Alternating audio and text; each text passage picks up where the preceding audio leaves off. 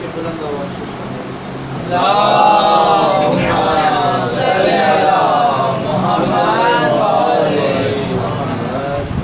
اعوذ باللہ من الشیطان الرجیم بسم اللہ الرحمن الرحیم الحمد للہ الذی لا یبلغ مدحته القاصد ولا يحصي نعمه العد ولا يعدي حقه المجتهد الذي لا يدركه بعد الحمم ولا يناله غوص الفتن الذي ليس لصفته حد محدود ولا نعت موجود ولا وقت محدود ولا أجل ممدود فطر الخلائق بقدرته والنشر الرياح برحمته وأشهد صبور ميدان عرضه أول دين معرفته وكمال معرفته التصديق به وكمال التصديق به التوحيد وكمال التوحيد هو إخلاص له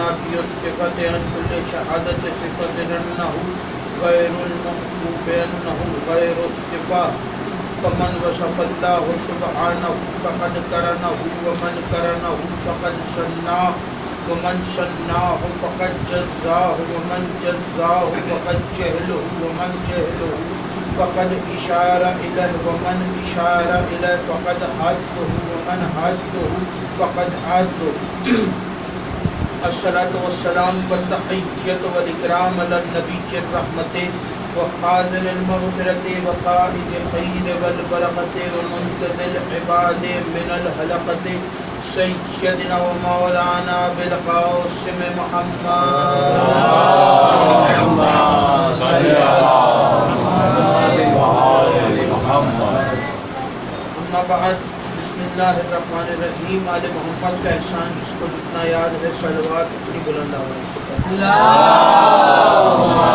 صلی علی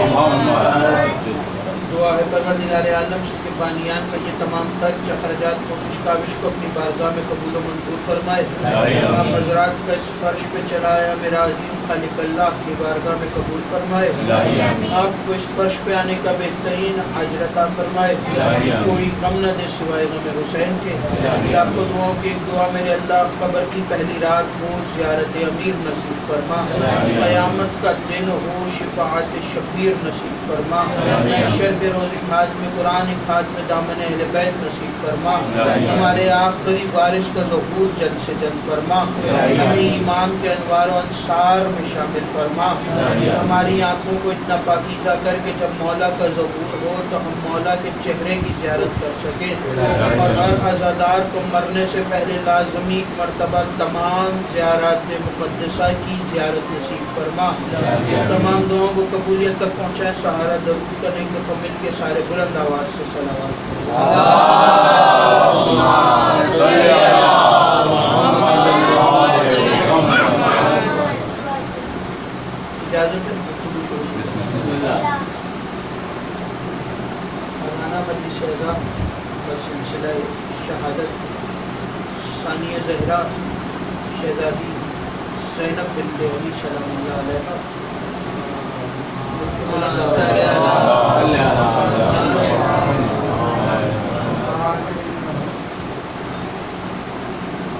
قرآن کریم کی ایک آیہ واقعی ہدایہ زیر نظر ہے قرآن فرمان اللہ کا ہے توجہ رکھیں فرمان اللہ کا ہے لانے والا جبرائیل ہے بتانے والے محمد ہیں بچانے والے آل محمد سورہ مبارکہ کہف کی ایک آیت زیر نگاہ ہے اور یہ وہ سورہ ہے کہ جسے سورۃ الحسین بھی کہا جاتا ہے اس لیے کہ اس سورت کی تلاوت سید الشہداء نے نوک تیزہ کر دی ارشاد ہو رہا ہے اور بڑی مشہور و معروف آیت ارشاد ہو رہا ہے کہ تمہارا مال اور تمہارے بیٹے حیات دنیا کی زینت ہے.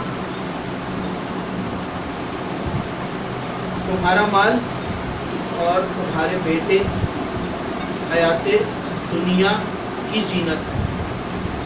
توجہ رکھیے گا مکمل طور پر میری طرف بات سمجھ میں آئے تو بول کر اس بات کا ثبوت دیجیے گا کہ پتہ چل جائے کہ میرا خطاب شکیفہ کے امیروں سے نہیں غدیر کے فقیروں سے.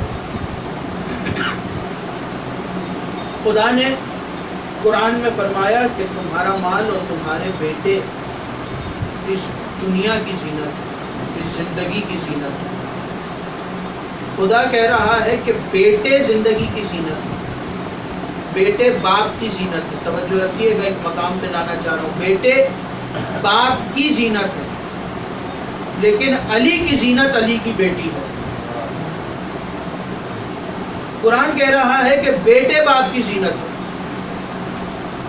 تو علی کے بیٹے اور وہ بیٹے کہ جن کے بارے میں رسول نے فرمایا کہ یہ دونوں جوانان جنت کے سردار ہیں،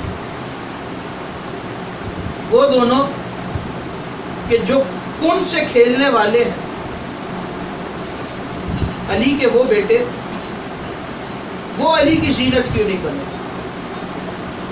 جس کے بارے میں علی نے خود کہا کہ یہ میری زینت ہے، زینب میری زینت ہے، باپ کی زینت ہے. توجہ رکھیے گا، رسول نے امیر المومنین سے فرمایا یا علی انت زینت الرحمن، اے علی آپ رحمان کی زینت ہے، اے علی آپ رحمان کی زینت ہے. تو جملہ آپ کے حوالے کروں، علی رحمان کی زینت ہے اور زینب علی کی زینت ہے. علی رحمان کی زینت ہے اور زینب علی کی زینت ہے. اور اگر زینب نہ ہو تو خدا کی زینت نہیں، اس لیے کہ علی اللہ کی زینت ہے اور زینب علی کی زینت ہے. جب زینب ہی نہیں ہوگی تو علی کی زینت کیسے ہوگی، اور جب علی کی زینت نہیں ہوگی تو رحمان کی زینت کیسے ہوگی. تو زینب باپ کی زینت، بیٹی ہے باپ کی زینت. اور پھر جب اس دنیا میں تشریف لائیں تو جناب سیدہ فاطمہ الزہرا سلام اللہ علیہا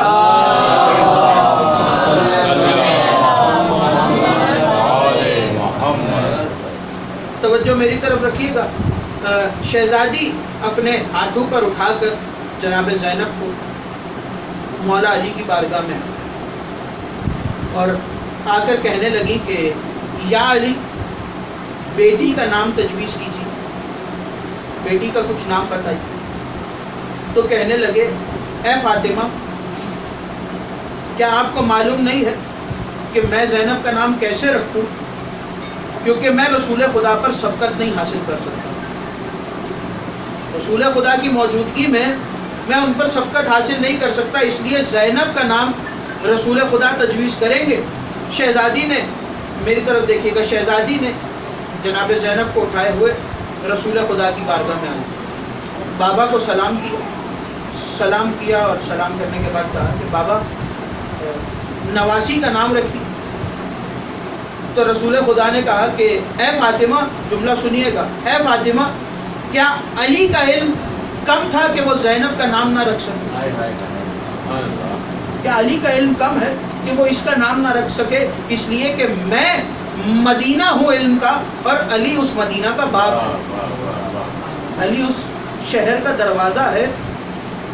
تو کہنے لگی کہ بابا جان میں تو علی کے ہی پاس گئی تھی، میں نے تو کہا تھا مولا سے کہ بیٹی کا نام رکھے، لیکن وہ کہنے لگے کہ میں رسول اللہ پہ سبقت حاصل نہیں کر سکتا، اس لیے میں نام کیسے رکھوں، اس کا نام رسول ہی تجویز کریں گے. تو رسول نے کہا کہ زینب جب علی نے کہا، توجہ رکھیے گا، زینب جب علی نے کہا کہ میں رسول پر سبقت حاصل نہیں کر سکتا، تو زینب میں تو وہ ہوں کہ جس کے بارے میں قرآن، فاطمہ میں تو وہ ہوں کہ جس کے بارے میں قرآن کہہ رہا ہے کہ یہ وحی کے بغیر کچھ بولتا نہیں ہے، تو میں خدا پہ سبقت کیسے حاصل کروں؟ تو اس کا نام اگر کوئی رکھے گا تو وہ خدا ہے.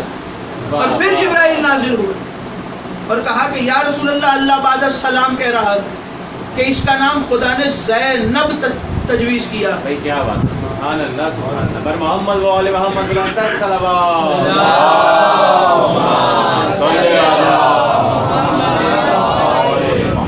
خدا نے اس کا نام زینب تجویز کیا ہے، اور جملے آپ کے حوالے کروں کہ کائنات میں جتنی مستورات گزری، معصوم مستورات، ہر بیوی کسی نہ کسی حوالے سے مشہور ہے۔ جناب سارہ نے بتایا کہ دشمن کے گھر میں رہ کے پھر بھی شوہر کا احترام کیا ہے۔ توجہ رکھیے گا۔ جناب مریم نے بتایا کہ بیٹے کا احترام کیا ہے۔ کائنات کی مکمل ترین خاتون ہے رسول کی بیٹی۔ کائنات کی مکمل ترین خاتون ہے رسول کی بیٹی، اس لیے کہ باپ رحمت للعالمین، شوہر امیر المومنین، بیٹے جوانان جنت کے سردار ہیں۔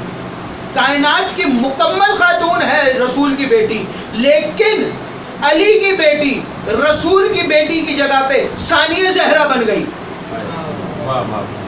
تو کتنی مکمل ہے علی کی بیٹی کہ آج تک کوئی ثانیہ زینب نہیں بن سکا۔ ثانیہ زہرا تو بن گئی علی کی بیٹی، لیکن آج تک کوئی ثانیہ زینب نہیں بن سکا۔ اور پھر ایک واقعہ آپ کو یاد دلانا ہے اور اس کے بعد ایک موقع پر لانا ہے۔ فتح مکہ کے موقع پر توجہ رکھیے گا، جب رسول خدا فتح کر چکے مکہ اور بدھ امیر المومنین توڑ چکے، رسول آ کے اپنے مقام پر بیٹھے، اور جن لوگوں نے جب رسول نے مکہ سے ہجرت کی تھی تو رسول کو نکالنے میں سب سے زیادہ اہم کردار ادا کیا تھا، وہ لوگ ایک ایک کر کے رسول کے پاس آئے اور رسول سے معافی طلب کرنے لگے کہ یا رسول اللہ ہمیں معاف کر دیں، ہم آپ کا کلمہ پڑھنا چاہتے ہیں۔ اور رسول ایک ایک کر کے سب کو معاف کرتے گئے۔ یہ خبر مکہ کے سب سے بڑے سردار کے پاس یعنی یزید کے دادا کے پاس پہنچی۔ جب اس کو یہ خبر پہنچی تو اس نے کہا کہ میرا قصور تو بڑا ہے، اس لیے کہ ایک تو میں خود رسول کا دشمن، اور دوسرا یہ کہ میرے گھر میں وہ خاتون بیٹھی ہے کہ جس نے احد کے میدان میں رسول کے چچا کا جگر چبایا، تو میرا قصور تو سب سے زیادہ بڑا ہے، پتہ نہیں معاف کریں گے یا نہیں۔ سوچتا رہا سارا دن، شام کے وقت رسول کی بارگاہ میں حاضر۔ دشمنی اہل بیت کا آغاز کہاں سے ہوا یہ سنیے گا۔ شام کے وقت یہ رسول کی بارگاہ میں حاضر ہوا تو ایسے حاضر ہوا جیسے کوئی قیدی حاضر ہوتا ہے، کسی سردار کی بارگاہ میں حاضر ہوا، آ کے معافی طلب کی۔ جو سارا دن جس کے چہرے پر رحمت کے آثار تھے، یعنی رسول خدا جن کے چہرے پر سارا دن رحمت کے آثار تھے، اور وہ سارا دن مکے کے لوگوں کو معاف کرتے رہے، جیسے ہی یہ رسول کی بارگاہ میں آیا تو رحمت کے آثار ختم ہوئے اور غصے کے آثار ظاہر ہوئے، غضب کے آثار رحمت للعالمین کے چہرے پر ظاہر ہوئے۔ اور رسول نے اس کو آتے ہوئے دیکھا اور یہ رسول کے سامنے آ کے بیٹھا اور کہنے لگا کہ یا رسول اللہ میں آپ سے معافی چاہتا ہوں۔ تو رسول نے غصے سے اس کی طرف دیکھے بغیر اس کو کہا کہ جا ہم نے تجھے آزاد کیا، جا ہم نے تجھے آزاد کیا۔ جب اس کو یہ جملہ رسول نے کہا تو مکے والے یہ دیکھ رہے تھے کہ عرب کا اتنا بڑا سردار وہ رسول کے سامنے دو زانو ہو کے معافی مانگ رہا ہے، اور رسول اس سے کہہ رہے ہیں کہ جا ہم نے تجھے آزاد کیا۔ اور پھر وہ اٹھا اور یہاں سے دشمنی کا آغاز ہوا۔ وہ اٹھا اور اٹھ کے اپنے گھر پہ آیا اور سوچنے لگا کہ میں تو معافی مانگنے گیا تھا، رسول نے میری توہین کی.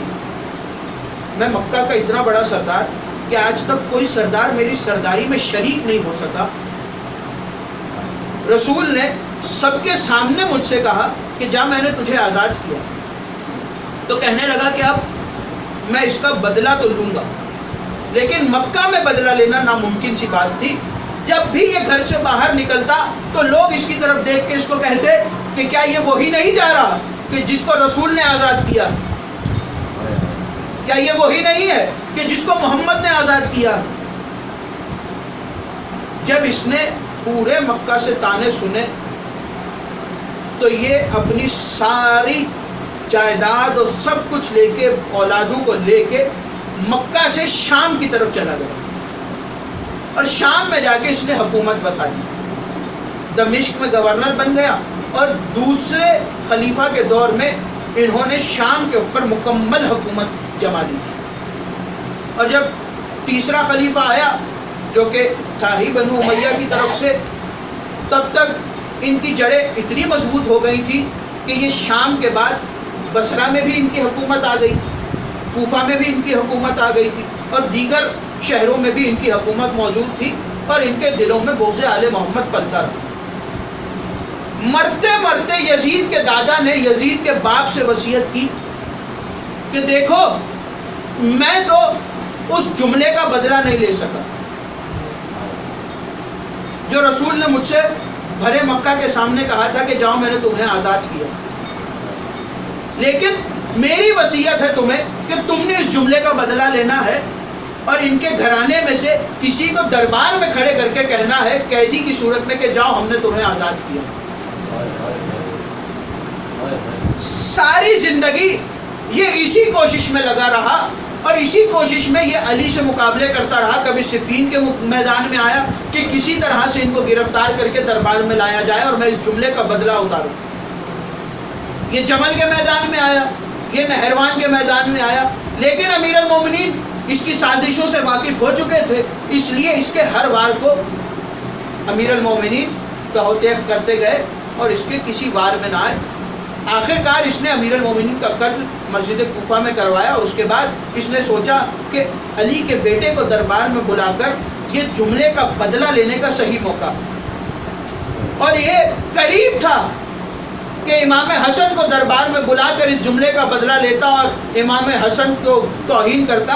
امام حسن نے وہیں پر صلح و نامہ پہ دستخط کر کے اس کے منہ پر صلح و نامہ مارا اور اس کی زبان کو بند کروا دیا. اس کی حسرت اور بڑھتی رہی کہ کسی طرح سے اس جملے کا بدلہ لینا. سنیے گا کس مقام پہ لانا چاہ رہا ہوں، کسی طرح اس جملے کا بدلہ لینا. 40 سال 41 سال اس نے حکومت کی، اور جب یہ مرنے لگا تو اپنے بیٹے سے کہہ گیا کہ بیٹا میں تو اپنے باپ کی وصیت پوری نہیں کر سکا، لیکن تجھے یہ کام پورا کرنا ہے، یہ میرا تجھے حکم ہے. میں پوری حکومت بنی بنائی تیرے حوالے اسی لیے کر کے جا رہا ہوں کہ تجھے اس جملے کا بدلہ لینا ہے. اور جب یزید تخت پہ آیا تو یزید نے کہا کہ حسین سے بیعت مانگو. جب حسین بیعت کر لے، اور جب حسین بیعت کرنے دربار میں آئے تو پھر حسین سے میں اس جملے کا بدلہ لوں. حسین نے بیعت کا انکار کیا، حسین نے مدینہ چھوڑا، حسین مکہ میں آئے. میں فضائل پڑھ رہا ہوں، حسین مکہ میں آئے. 6 مہینے مکہ میں قیام کر کے حسین نے اس کے ارادوں کے اوپر پانی پھیرا. حسین مکہ سے چلے، حسین کربلا میں آ گئے. اس نے لشکر بھیجا، اس نے کہا کسی طرح سے کسی ایک کو گرفتار کر کے لاؤ اور دربار میں اس جملے کا بدلہ لینا چاہتا ہوں، اس لیے کہ یہ 70 سال ہو گئے اس جملے کا بدلہ پورا نہیں ہوا. میرے باپ نے بھی کوشش کی، میرے دادا کی وصیت تھی، لیکن ہم لوگ اس جملے کا بدلہ پورا نہیں کر سکے، ہمیں بدلہ لینا. حسین کو 10 محرم کو شہید کر دیا گیا. شہادت کے بعد قافلے کو لے کے چلے. سوال آپ سے کروں، ایک جن بھیڑیوں نے 6 مہینے کے علی اصغر کو نہیں چھوڑا، انہوں نے سید سجاد کو کیسے چھوڑ دیا؟ سید سجاد کو انہوں نے زنجیروں میں جکڑا کہ دربار میں لا کے جملے کا بدلہ ہم سید سجاد سے لیں گے کہ جیسے ہی یہ دربار میں آئیں گے تو ہم ان سے کہیں گے کہ جاؤ ہم نے تمہیں آزاد کیا. اور جب اس کو پتا چلا کہ قافلہ شام کے قریب ہے تو اس نے کہا کہ قافلے کو جتنا جلدی ہو شام کے دربار میں لاؤ اور پورے بازار کو سجا دو اور دربار میں لاؤ. میں اس جملے کا بدلہ لینا چاہتا ہوں. اور اس کی یہ آرزو، اس کی یہ حسرت دن بدن بڑھتی جا رہی تھی. جیسے جیسے قافلہ قریب آ رہا تھا اس کی یہ حسرت دن بدن بڑھتی جا رہی تھی کہ کب میں اس جملے کا بدلہ پورا کروں گا، کب میں اپنے دادا کی وصیت پوری کروں گا، کب میں اپنے باپ کی وصیت پوری کروں گا. اس نے اس کی رونمائی کے لیے تمام شہروں کے وزراء کو، سفراء کو اور بادشاہوں کو خط لکھا کہ شام میں آ جاؤ، شام میں تمہیں ہم نے دکھانا ہے کہ بنو امیہ اپنا بدلہ کیسے لیتے ہیں. اور پھر پوری دنیا سے لوگ چلے، روم کے وزراء بھی آئے اور دیگر ممالک سے بھی لوگ شام کے دربار میں آ کے انتظار میں ہیں کہ کب بنو امیہ کا یہ شخص بنو امیہ کا بدلہ لے. اور پھر اچانک شور اٹھا کہ قافلہ دربار میں آ رہا ہے. اب جملہ سنیے گا، میں جملے کے قریب آ گیا اور آپ کے حوالے کر رہا ہوں. سید سجاد نے اپنا پہلا قدم دربار میں رکھا. اس کی حسرت اور بڑھی کہ میرا وقت قریب آ گیا کہ میں بدلہ لوں گا، وقت قریب آ گیا کہ میں بدلہ لوں گا. سید سجاد چلتے چلتے اس کے تخت کے قریب آئے. اس کے جو حسرت تھی دل کی وہ اس کی رگوں سے ہوتی ہوئی اس کی زبان پہ آئی. توجہ رکھیے گا، اس کی حسرت، اس کی خواہش، اس کے دادا کی وصیت، اس کے باپ کا حکم اس کی رگوں سے ہوتا ہوا اس کی زبان پہ آیا. قریب تھا کہ یہ سید سجاد کو جملہ کہتا. سید سجاد کے کاندھوں پہ ایک بیوی کا ہاتھ آیا. بیوی نے سید سجاد کو ہٹایا اور ہٹا کے اس کی طرف اس کی آنکھوں میں آنکھیں ڈال کے کہا، یبنت کلکا، اے ہمارے آزاد کردہ غلام کے بیٹے.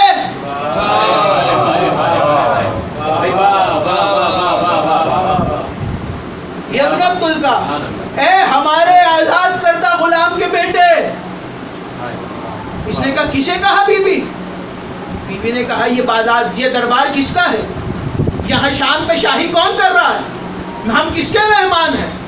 میں نے تجھے کہا کیونکہ مجھے یاد ہے میرے نانا نے تیرے دادا کو بھرے مکے میں کہا تھا کہ جا ہم نے تجھے آزاد کیا.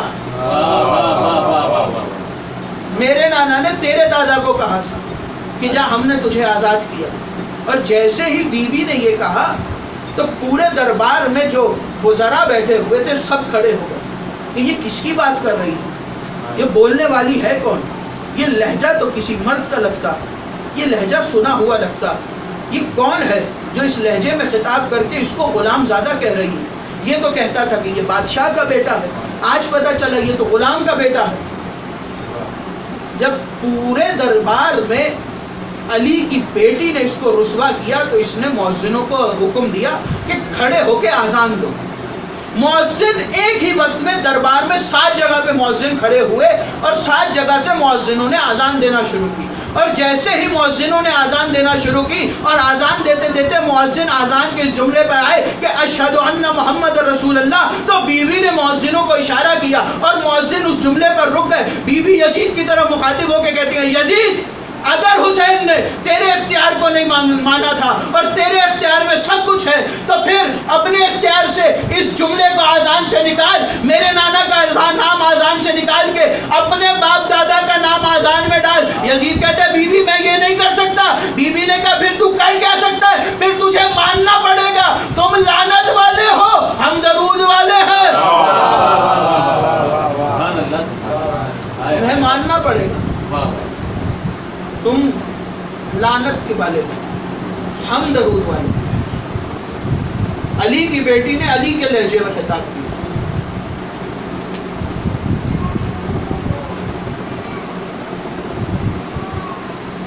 اور کیوں نہ کرتے ہیں علی کے لہجے میں خطاب؟ بغیر چادروں کے بیویاں شام کے مجمع میں.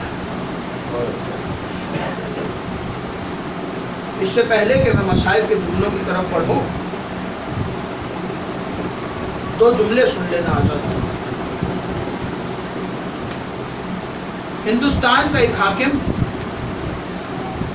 جس کا نام امیر تیمور ہے، یہ مولا حسین کا بہت بڑا عزادار اور ہر سال اپنے 1 لاکھ کے لشکر کے ساتھ سید الشہداء کی قبر پہ زیارت کو جاتا.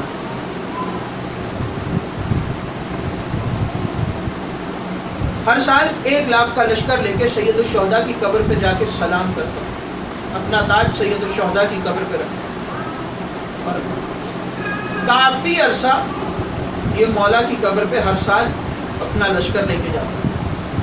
بڑھاپا آ گیا. بڑھاپے میں ایک مرتبہ یہ جب سید الشہداء کی قبر پہ پہنچا تو مولا سے کہنے لگا کہ مولا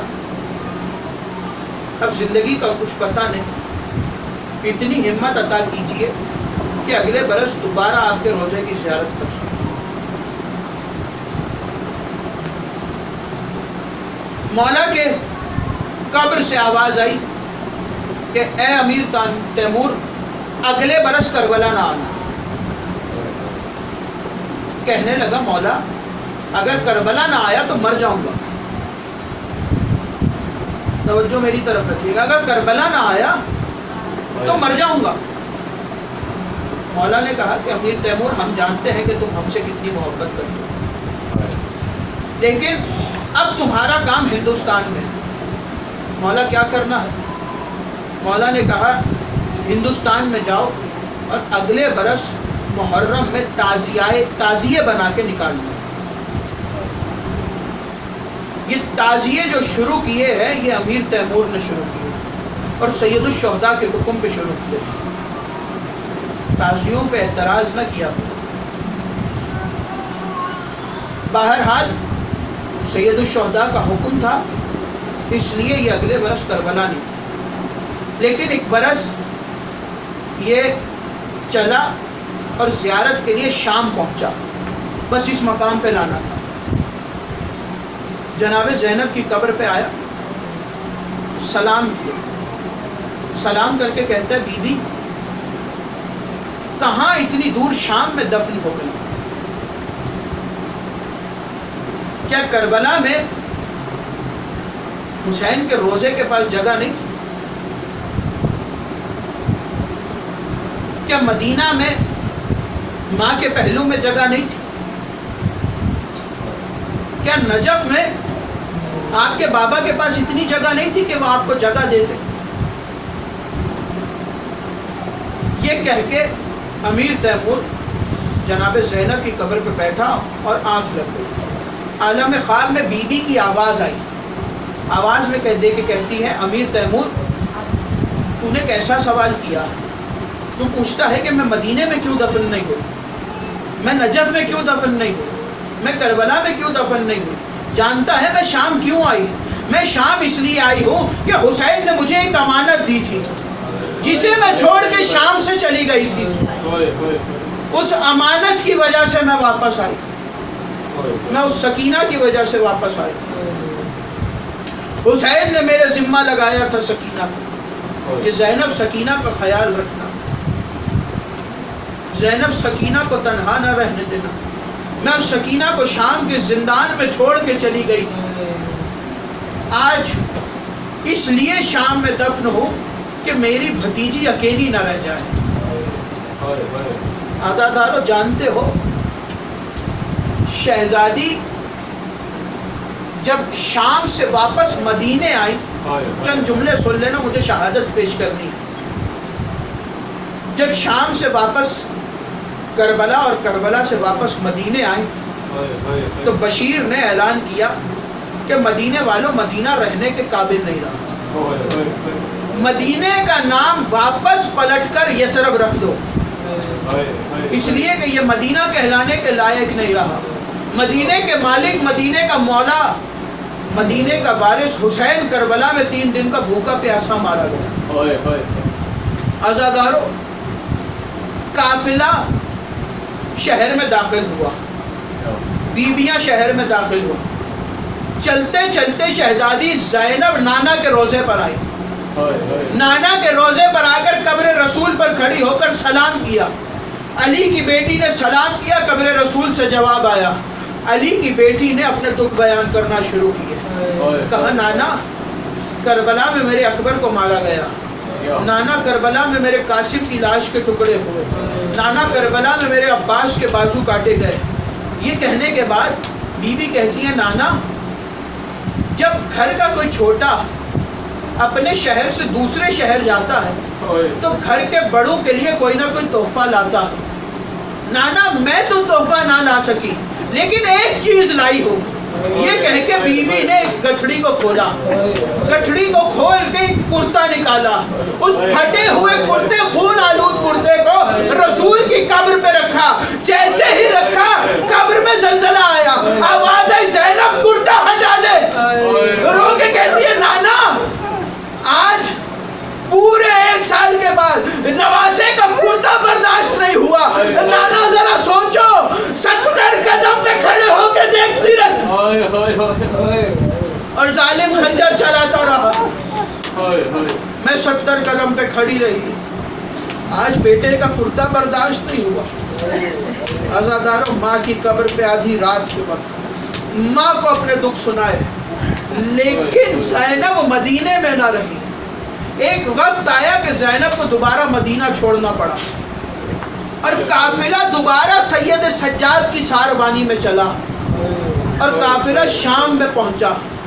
جانتے ہو عزادارو جب پہلے یہ قافلہ شام آیا تھا تو نہ سروں پہ چادریں تھی، ہاتھوں میں رسیاں تھی، کوئی پتھر مارتا تھا، کوئی تازیانے مارتا تھا، کوئی چھتوں سے گرم پانی پھینکتا تھا. لیکن اس مرتبہ جب زینب شام آئی تو زینب کے سر پہ چادر بھی موجود تھی، نہ ہاتھوں میں رسن تھی، قافلہ آزاد تھا.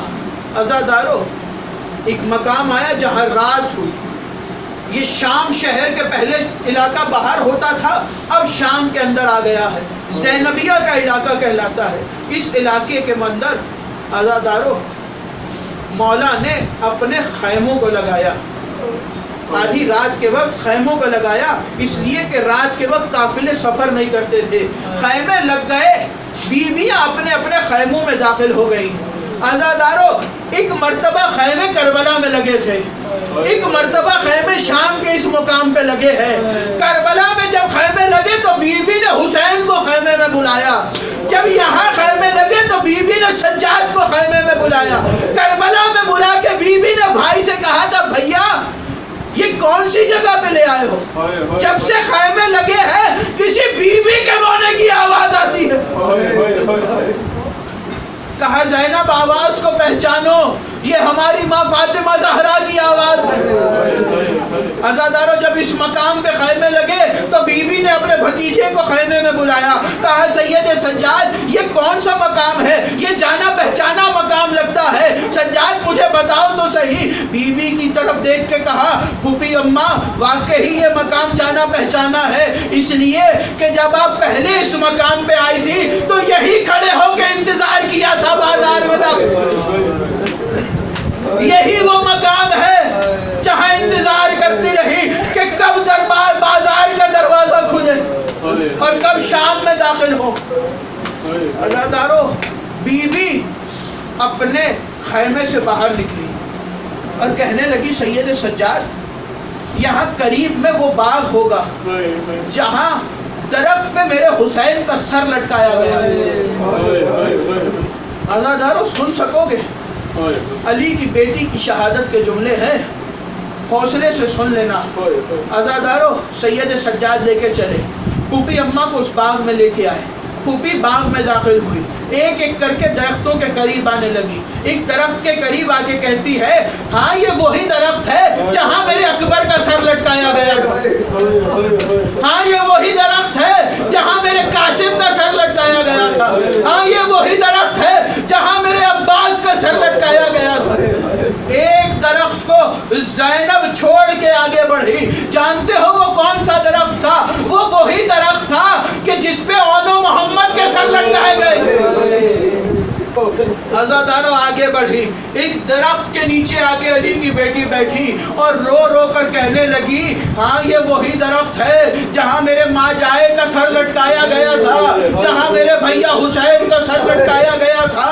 علی کی بیٹی نے حسین کے مصائب یاد کر کے رونا شروع کیا۔ سید سجاد واپس قافلے کے پاس چلے گئے، یہاں درخت کے نیچے بیٹھی علی کی بیٹی رو رہی تھی کہ یہاں باغ بانی کرنے والا آیا، آزادارو اس نے بی بی کو روتے ہوئے دیکھا، اس نے کہا لگتا ہے کوئی بی بی رو رہی ہے، یہ قریب آیا، اس نے دور کھڑے قافلے کو دیکھا، یہ سمجھ گیا کہ اس قافلے سے آئی ہے، آزادارو اس نے ہتھیار اٹھایا، علی کی بیٹی کے سر پہ وار کیا، علی کی بیٹی زمین پہ گری۔ جب بہت دیر ہو گئی سید سجاد آئے کہ پھوپھی اماں واپس نہیں آئی، پھوپھی کے قریب آئے، پھوپھی کو ہلایا، جب پھوپھی کی آنکھ نہیں کھلی نبض پہ ہاتھ رکھا، آواز دے کے کہا اماں فضا، پھوپھی بابا کے پاس چلی گئی، انا للہ و انا الیہ راجعون۔ زینب شام میں اپنی بھتیجی کے پاس سو گئی۔ الا لعنت اللہ علی القوم الظالمین۔